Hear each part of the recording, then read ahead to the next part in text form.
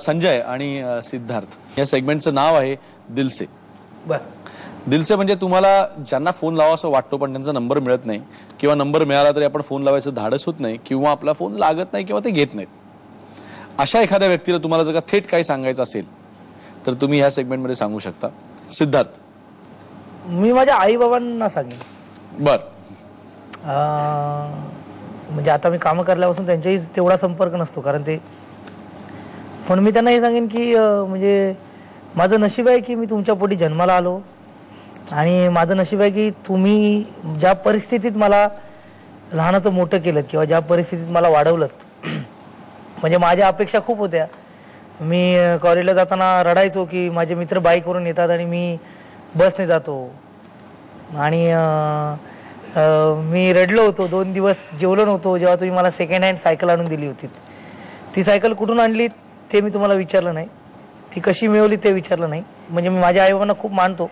मी प्रत्येकाला सांगत असतो की जगात आईबाबांपेक्षा मोठं कोणी नाही, पण मी ही छाती ठोकपणे सांगतो की जगात माझ्या आईबाबांपेक्षा जगात मोठं कोणीच नाही. मी खरंच मी सांगतो अवधूतदा, मी भडकायचो माझ्या बाबांवर. मला म्हणजे ते मला द्यायचे 10 रुपये दर दिवशी.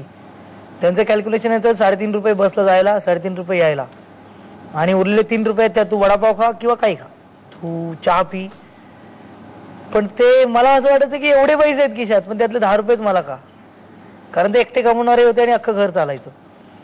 पण तेव्हा ती अक्कल नव्हती की ते 10 रुपये माझे आहेत म्हणजे महिन्याला मला 300 रुपये मिळतात, हा विचार माझा नव्हता. पण आज ती एक बुद्धी थोडीशी आली आहे तर आधी संधी पण मिळाली तर मला जगातल्या कोणाला कुठल्याही व्यक्तीला काही सांगायचं नाही. मला माझ्या आईबाबांना सांगायचं आहे की एक मुलगा म्हणून तुमचं नाक कधी खाली जाईल किंवा तुम्हाला वाईट वाटेल की आपण अशा पोराला का जन्म दिला असा थॉट तुमच्या मनात कधीच येणार नाही. अशा गोष्टी करणार नाही आणि मी जगातला खूप भाग्यवान मुलगा आहे की मला तुमच्यासारखे आईबाबा मिळाले.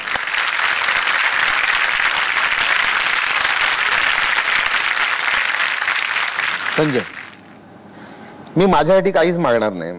मी जो आहे तो खूप सुखी समाधानी आहे, माझं कुटुंब सुखी समाधानी आहे सगळे. पण मी अशा इस्माला फोन लावू इच्छितो ज्याच्या हातात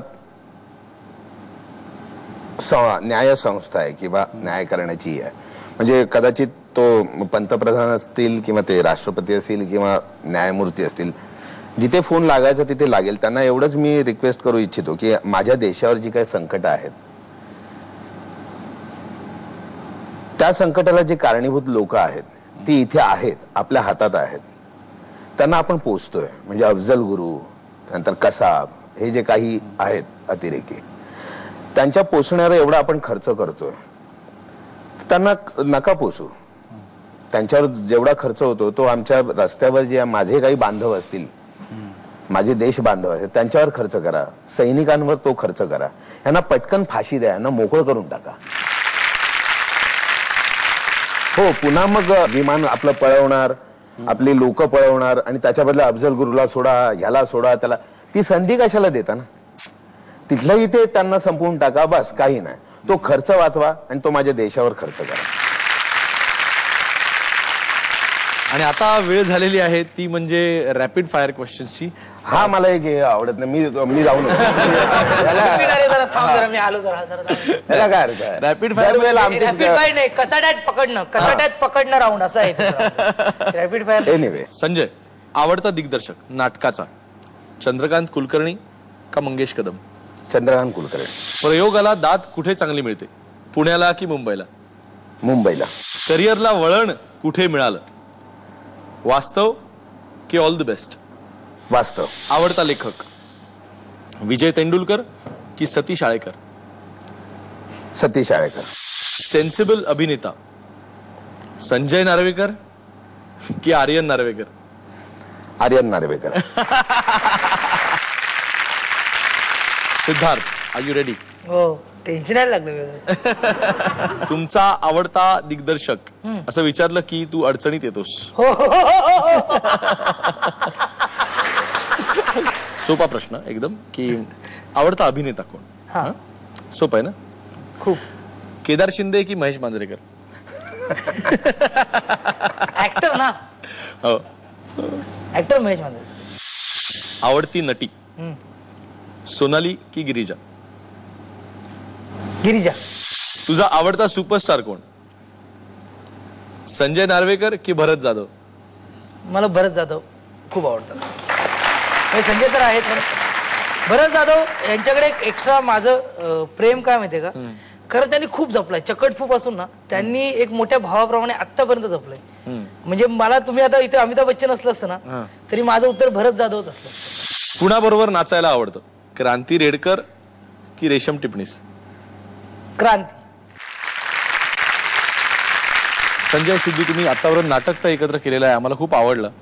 पण आता नवीन चित्रपट येतोय आणि त्या चित्रपटाचं नाव काय आहे आणि त्याची माहिती आम्हाला द्या. चित्रपटाचं नाव आहे शहाणपण देगा देवा. याचे प्रोड्युसर्स आहेत महेश मांजरेकर आणि याचे दिग्दर्शक आहेत अतुल आणि सुदेश मांजरेकर. यात मी आहे, सिद्धू आहे, भरत आहे, अंकुश आहे, स्वतः महेश मांजरेकर आहेत. याचं कथानक साधारण वेळ आहे, म्हणजे वेडे आहेत सगळे. म्हणजे तर आधी सगळ्यांना काम करण्याचा वेळ आहे आणि हे सगळे वेडे आहेत. जो एक वेडेपणा घेऊन एक तर जानेवारी महिन्यात सगळ्यांना हसवण्यासाठी येत आहेत. त्याची प्रोमोची लाईनच अशी आहे की 5 वेडे आणि त्यांचा एक 150 डॉक्टर, अशी सगळी ती एक धमाल केमिस्ट्री आणि म्हणजे काय म्हणूया आपण एक वेडपट कॉमेडी येते.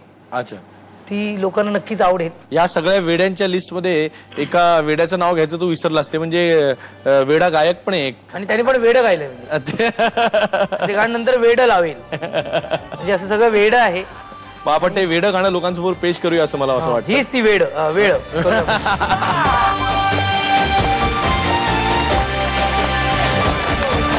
दुनिया ही बाजार वेड्यांचा, दुनिया ही बाजार वेड्यांचा, कधीही न सुटणाऱ्या कोड्यांचा. दुनिया ही बाजार वेड्यांचा, कधीही न सुटणाऱ्या कोड्यांचा. कोंबडी आली की अंडे, डेंजर सॉलिड हे फंडे. सॅटरडे संडे मंडे, शहाणपण देगा देवा. हमेशा माझा उलटा करणारे सुलटा, चेतना देऊन बाबा बाबा बाबा. मी आलो तुझ्या दारी, तू होऊन कैवारी. या वेड्याचा शहाणपण देगा देवा.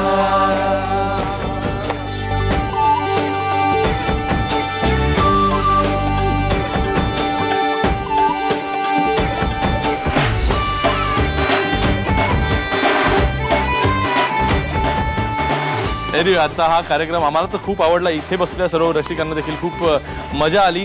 तो तुम्हाला कसा वाटला हे नक्की कळवा. आमचा पत्ता आहे Khupte Tithe Gupte, Zee Marathi 135 Continental Building, doctor Annie Besant Road, Worli, Mumbai 400018. आजच्या भागात तर चाबूक मजा आलेली आहे, पण पुढच्या सगळ्या भागांमध्ये अशीच मजा येत राहणार आहे. म्हणून कायमच पाहत राहा fair and lovely खुपते Tithe Gupte. Good day.